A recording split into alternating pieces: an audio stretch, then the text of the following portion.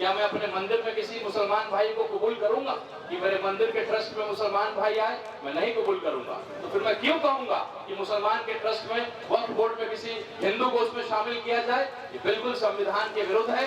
लड़ाई में अगर जेल जाने की बात आएगी तो बिल्कुल ये हिंदू भाई, ये क्षत्रिय जो देश को गृह युद्ध से बचाना चाहता है, ये देश को जो है कुछ पार्टियां जहर फैला करके गृह युद्ध की तरफ धकेलना चाहती है, लेकिन हमारे जैसे पढ़े लिखे हिंदू उनके मंसूबे को कभी कामयाब नहीं होने देंगे। क्या आपके कब्रिस्तान में बंटवारा होता है कि पासवानदा मुसलमान नहीं जाएगा, बड़ा मुसलमान जाएगा? क्या आपके मस्जिद में सीटें बुक है कि बड़ा मुसलमान आगे बैठेगा, पासवानदा मुसलमान पीछे बैठेगा? ऐसा कुछ भी नहीं है। ये हमें समझना पड़ेगा। हमारे विरोधी हमको बांटना चाहते हैं, डिवाइड एंड रूल, अंग्रेजों की पॉलिसी से हमको हरा करके, आपस में बांट करके अपनी सियासत को करना चाहते हैं। हम लोगों ने भीमराव अंबेडकर जी का जयंती मनाया और फूल चढ़ाया। केवल फूल चढ़ाने से नहीं होगा, उनके सिद्धांतों को जिंदा रखना पड़ेगा और इस काले कानून को हम लोग वापस करेंगे। ह से हिंदू, म से मुसलमान और हम में ये सारा हिंदुस्तान। अपने इस हिंदू भाई का अस्सलाम वालेकुम व रहमतुल्लाह व बरकातहू कबूल करें। मैं चंपारण की धरती से आता हूँ, वही चंपारण जहां गांधी जी ने अपने आंदोलन की शुरुआत की। न केवल पूरा बिहार, पूरा देश आज किशनगंज की धरती से उम्मीद जगा करके बैठा है और जो तादाद आज देखने को मिला है, निश्चित रूप से एक आगाज है। उस चंपारण की धरती पे मोहनदास करमचंद गांधी बनकर के आए थे और गांधी की उपाधि लेकर के गए। उन्होंने देश को सिखाया कि कैसे शांति से क्रांति लाया जा सकता है। मैं उस चंपारण की धरती से आकर के आपका जो है इस महान क्रांतिकारी किशनगंज की धरती को प्रणाम करता हूँ, सलाम करता हूँ।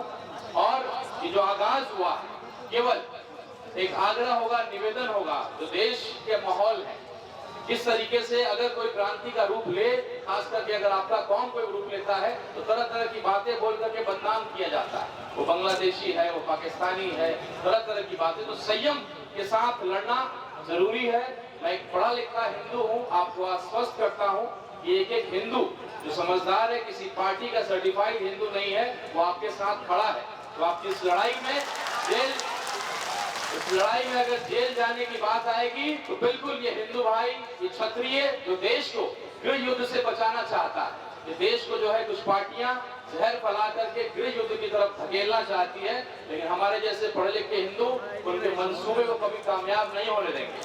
आज इस जलसे में जहाँ एक तरफ हमारे गार्जियन अभिभावक अख्तरुल ईमान साहब बैठे हैं और दूसरी तरफ जावेद साहब बैठे हैं, यही एक साल पहले का माहौल जब चुनाव लड़ रहे थे तो वो माहौल भी था, वो गर्माहट भी था। लेकिन आज ये दोनों व्यक्ति एक मंच पे एक मसले के लिए, एक मकसद को लेकर के लड़ रहे, ये दिखाता है कि आपकी ताकत बहुत मजबूत हो गई है। अपने छोटे छोटे मंसूबे को, छोटे छोटे स्वार्थ को छोड़ करके हमको अपने बड़े मकसद को देखना है। एक छोटी सी कहानी के साथ मैं अपनी पूरी बात को रख करके अपनी बात को खत्म करूंगा। एक बार एक मुजरिम को सजा दिया गया कि तुमको सांप से कटवा करके मारा जाएगा। फांसी की जगह कहा गया कि तुमको सांप से कटवाया जाएगा। उस व्यक्ति को खड़ा किया गया, शीशे के उस पार पानी था, पानी से सांप आता हुआ दिखाया गया। उस मुजरिम को मालूम नहीं था कि शीशे के वो शीशा भी बीच में है, सांप और उसके बीच में दरमियान एक शीशा है, उसको पता नहीं था। उस व्यक्ति को दिखाया गया कि पानी से सांप चलता हुआ आ रहा है। जब सांप नजदीक आया, उसके चेहरे को काले रंग के कपड़े से ढक दिया गया और केवल उसको एक पिन चुभाया गया, केवल एक पिन चुभाया गया। उस व्यक्ति को लगा कि मुझे सांप ने काट लिया और वो मर जाता। तो ये डर, ये जहर जो फैलाने का प्रयास किया जा रहा है, आपको डराने का प्रयास किया जा रहा है और आपको आपस में बांटने का प्रयास किया जा रहा है।